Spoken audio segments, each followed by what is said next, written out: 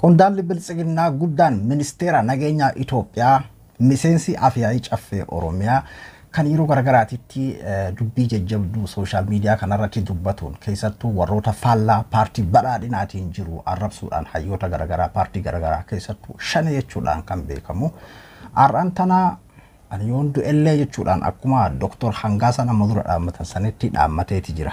Ilmaan kiyya sabni akka guddisuuf jedheeti jira. Iccitii gurguddoo gadi yaaseeti jira. Katabbii dheeraa Finfinnee irraa haga Gondar dheeratu takka katabeeti jira. Ka namni guututti dubbisuu dandahee iccitii biltsiginnaa keessoo isaanii hedduudha keessaa argata. Akkasuma ammasii ajjechaa Kumaandar Salamuun faa jechuudha akka ofii isaaniitti ajjeesan walumaa galatti wantoota garagaraa yeroo duraatiif ammoo dhaammannaan taayee kun yeroo duraatiif yoona ajjeesan illee jechuun isaa kun hin baqadhus jedheeti jira. Mi'arra waa'ee kanaati waliin ilaalla. Waan achirraa dubbisee argee fi wantoota garii ka waan irraa hubadhe waan haaraarra hubadhe faaratu keessa jira. Mee waa'ee kanaati waliin ilaalla. Dhuguma uummataaf quuqamaniiti anommota 100 bakka bu'ee mana maree miseensa Caffee Oromiyaati achirratti dubbachuu na dhorgan jedhee waa'ee Caffee Oromiyaa irratti isarra gaheessi kaaseeti jira jechuudha. Dhuguma kana hunda quuqama uummataati immoo tarii aangoo isaanii irratti immoo maali kan jedhu mee waliin ilaalla. Abduu Moobaala Birraay warra jalqaba dhuftan ammoo Abduun jedhama. Abduu Moobaala bi subscribe godhamaatii kennatti dabalama. Taayee danda'a reedoo kuni ka waan itti fakkaate waan itti amane dubbatuudhaan mata jabinaanii kan inni beekamu yeroo garagaraatti sooshaal miidiyaa kanarratti ajandaa tahaa maqaa girrisaa jedhu uummataaf baasee warra faallaa paartii badhaadhinaa warra isaan mormuuf baasee yeroo garagaraatti shanee jechuudhaan irra guddaa kan inni beekamu girrisaa fi shaneedhaan jechuudha kan inni beekamu.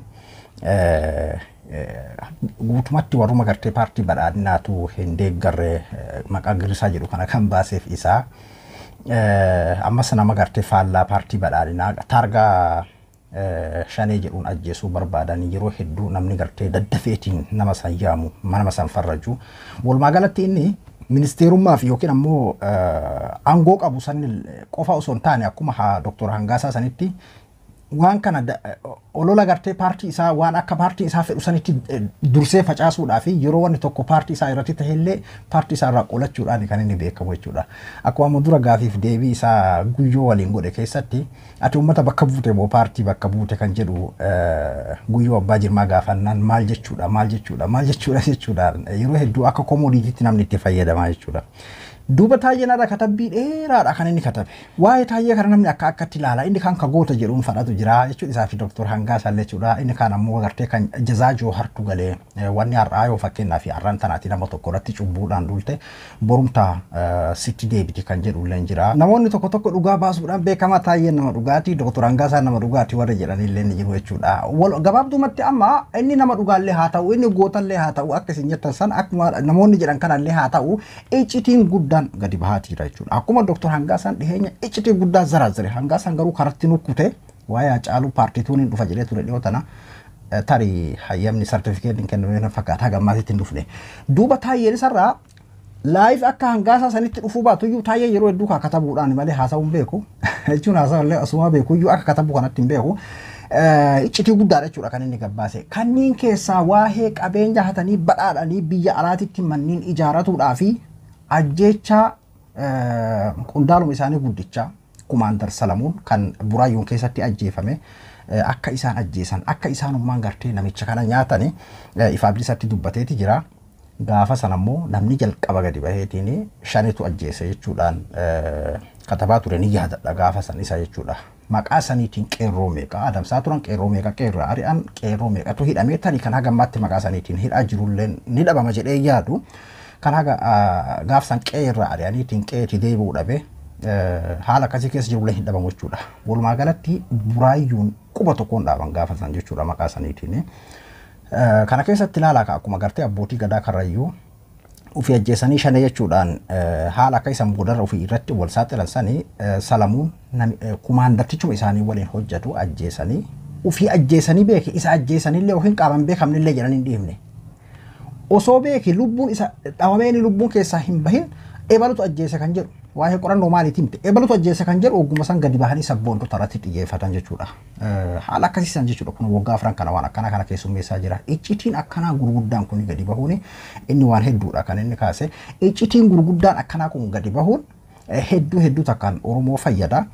Kanaafuu iccitii inni gadi baase kanaafuu goota jennaan nuti waan fedhe iyyuu haa ta'u akkuma Dr. Hangaasaadhaan goota jenne san garuu akka isin jettan gootummaa gara biraatiif yookiin ammoo abbaa dhugaa kan isin jettan saniif miti gaafa san fakkeenyaaf qorannoo maaltu godhame gaafa san waan itti kenname dubbate arran tanallee waanuma itti kennameedha kan dubbate waa'ee Dr. Salamuun irratti jechuudha jechuun waan akkaataa itti amma gareen isaa kan barbaadu kuni gareen abbichuudhaan itti na fakkaata amma akkaataa gareen abbichuu barbaadutti dubbate gaafa sanis ammoo akkaataa gareen abbichuudhaan itti barbaadutti jechuudha kan inni dubbate nutilleen akkuma warra saniititti nyaatamuudha dandeenya yoo nuti nyaatamnellee dubbannee jirra sheenaa hin qabnu ilmaan kennaa sabni guddisa jedheeti jira ani caffee Oromiyaa irratti mormuudhaaf waan isaan gartee raggaasisan kana mormuudhaaf harka baase maayikiin irraa cufanii carraa itti fayyadamu wallaalte naan jedhan jechuun qondaaluma guddaa kana maayikii itti fayyadamu wallaalte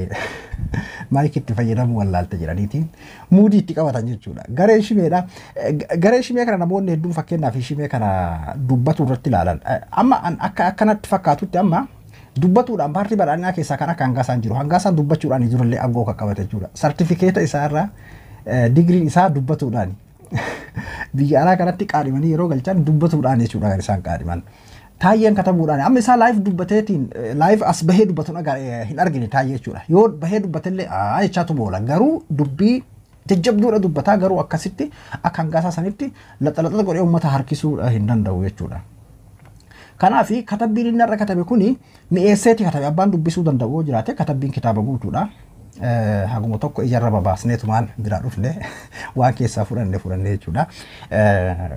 Kanaafi Hangaasaan dubbataa taayyeen ni katabaa tarii Hangaasaalleen ka paartiituu waa'ee Hacaaluu irratti hin dhufa jedhee ture hagammaatitti hin dhufne eegaati jira jechuudha Dr. Hangaasaanis akka dhufu amma gabaabinaan taayyee fi Hangaasaa mee waan isaan jedhan kanatti deebinaa taayyee fi Hangaasaa nuti ammaaf galatoomaadha ka jechuu ni qabnu jechuudha. Iccitiin as keessaa argame dhugaan Oromoodhaa kan as keessaa galte ammas akka eegdota isaa jalaa kaasan dubbateeti jira waan nama ajaa'ibsiisu yaa jara keenya jazaan durii akiratti namaa galtii tanarraa harka irratti weellisaan tokko kamisila kan akkana jedhee sirbu kun jechuudha.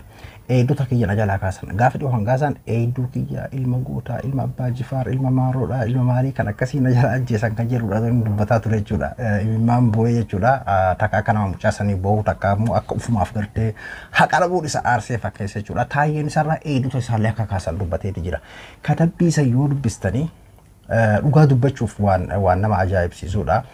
Nuti walumaa galatti iccitii hangana gahu argachuu maqaa shaneetiin qeerroo miskiina meeqa ilmaan haadha miskiina meeqa kan dararaa turan fakkeenyaaf Kumaandar Salamuun dhufee ajjeesanii maqaa Kumaandar Salamuun saniin qeerroo meeqa akka dararaa turan ni yaadatu jechuudha. Joohariin haga hin hidhamin dura duula inni irratti banee halkanii guyyaa maqa balleessi Dr. Hangaasaa fi gartee taayyeenis wanni isaan Joohariin hin jedhin hin jiru bara wannummaan Joohariin hin jedhamin kitaaba garagaraa dubbisanii bara kitaabota durii kasana fakkaatan kitaabota seenaa durii kan wantoota garagaraa namni walii jedhu kana dubbisaniiti achirraa waan hamaa argatan tokko gadiin bahanii Joohar irratti moggaasu jechuudha. Hayyoota Oromoo hunda haala saniin akkasiin maqaatti moggaasu shanee jechuudhaan akkasitti hayyoota Oromoo diqqeessu jechuudha. Kun hundi maalinni faallaa paartii kiyyaatiin Oromummaa irraa mulquudhaan walumaa galatti faallaa paartii badhaadhinaa taanaan maqaa meeqatu boodarra maqaa nama dhuunfaa hogganoota Oromoo nama siyaasaa qofa osoo hin ta'in hawaasa bal'aa mirgi kiyyanaaf haa kabajamu jedhu qeerroo mirgi kiyyanaaf haa kabajamu jedhu jumlaadhaan girisaa jedheen jechuudha. Kanaafuu jazaan har'aa dhugaa dubbachuuf harkuma irratti galti jechuudha. An kanaan irraa hubadhe amma eegdota taayyeetis irraa kaasan jiran jechuudha. Akkuma Hangaasaa amma baay'ee sodaachisaadha tarii haga gartee federaala irraa argatutti. Kanaafuu jazaan har'aan tanaa kun harka irratti ta'u dhugumatti jara kanarraa barre jechuudha. Hangaasaan akkuma isin beektan gaafa dhiyoo ifa bilisatti gadi baheetiin dhiifama gaafate dhiifamni illee beek jechuudha. Antama siyaasaati jedheetiin amanaa fakkeenyaaf hanqa kaleessaatii miti akkana jedhee waa hedduu haa dubbatu ammoo haa ta'uti kakuun isaa galmi kiyya badhaadhinaadha taayyeenis galmi kiyya badhaadhinaadha walumaa galatti amman tanallee faallaa badhaadhinaan keessummeessu waa'ee uummatummaa isaan jedhan sanii miti jechuudha. Faallaa badhaadhinaan keessummeessanii jechuudha. Faallaa paartii kana ta'ee ammoo paartii kana keessatti waan gareen paartii fakkeenyaaf isaan amma garee abbichuuti jedhameeti yaadama.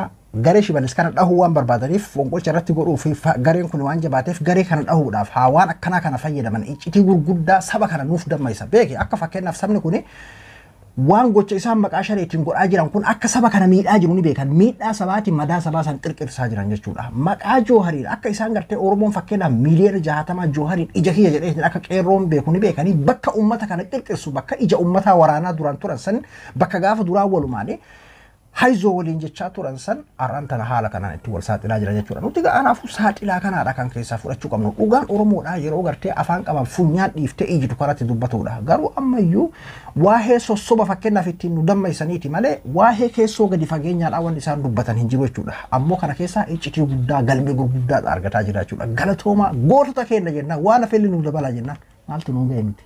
Iccitii arganne guduunfachuudha. As keessatti ammas ani gartee mana Dubaay hin qabu, ani mana Atlantaadhaan qabu, mana Ameerikaadhaa hin qabu, hin baqadhuusi asuma keessatti wareegama jedheeti jira. Jechuun wareegamuudhaaf murteeffateeti jira. Akka warri badhaadhinaa waggaa afran kana keessatti jechuudha garee Shimallis kana keessaa walumaa galatti warra paartii Biltsiginnaa kana keessaa Dubaayitti, Atlantaatti, Ameerikaatti, maalitti bakka isaanii mijate bakka jireenyi mijataa ta'e doolaara miiliyoonaan gadi naqanii akka mana ijaaratanii bitatanii jiran saaxileeti jira. Amma Atlantaa fi Dubaay hin qabu jedheeti jira. Wanti akkana kun Oromoodhaaf faayidaa guddaadha.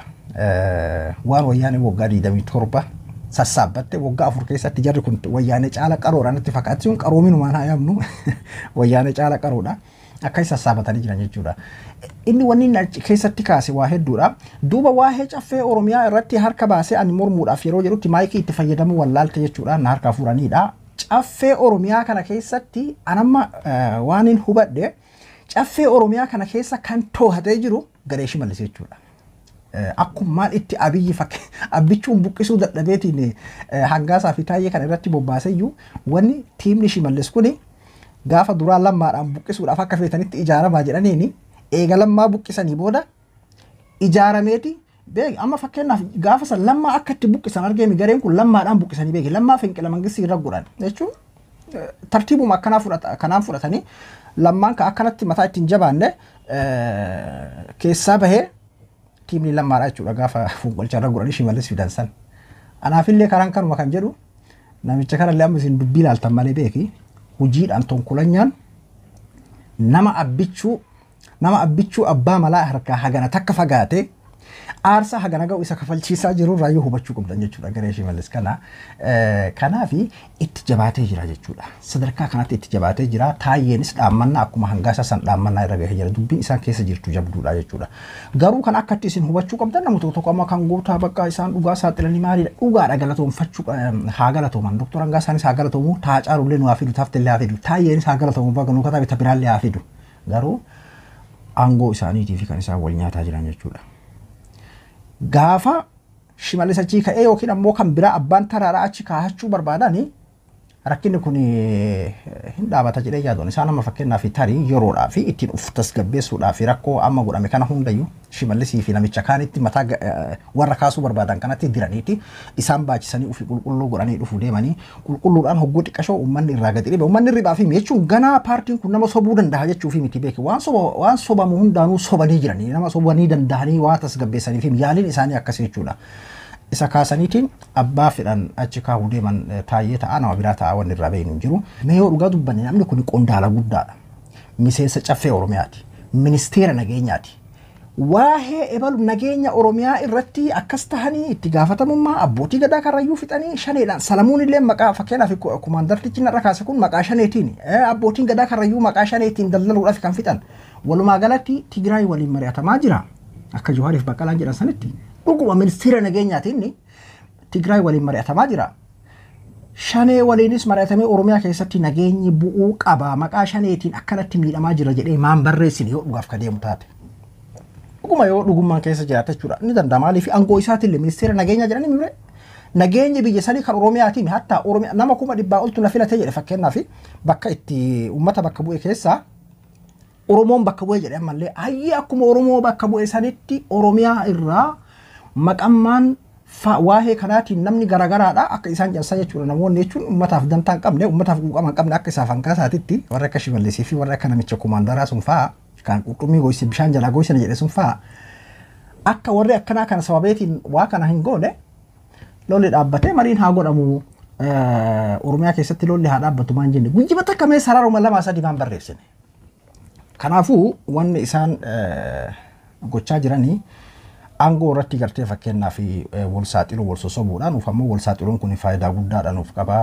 Anatu caalaa abbichuun tarii isaan kanaan dubbadhaati isaan kanaan kaafna akkasitti itti dubbadhaadha. Gaafa duraa marimaa walumaan godhaniitiin boodarraa immoo isaan kana abbaa badii kanaa godhanii kan raawwate isaanii waan ta'eef abbaa badii kanaa godhaniitiin aangoo isaanii bakka wal jijjiiruudhaa fi amma taraantiyyaadha. Walumaa galatti amma Dr. Hangaasaas ta'ee Taayyeellee ta'ee taraantiyyaadha moonni isaan irratti wal lolaa jiran jechuudha. Kanaafuu Oromoodhaaf faayidaa qaba akka ajaa'ibaatti faayidaa qaba yeroo isaan wal saaxilanitti Oromoon dhageeffatee achi booda tabiraallee fidii jechuudhaan galatoonfatuudha. Gareen Shimallis maa gadi hin baaneedha nama.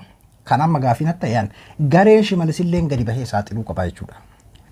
Shimallis illee waa dubbataan qabaami dammaqaa tokkoffaa jechuudha dammaqaa Nagaasaa fa'aa Fayyisaa fa'aa ni qaba.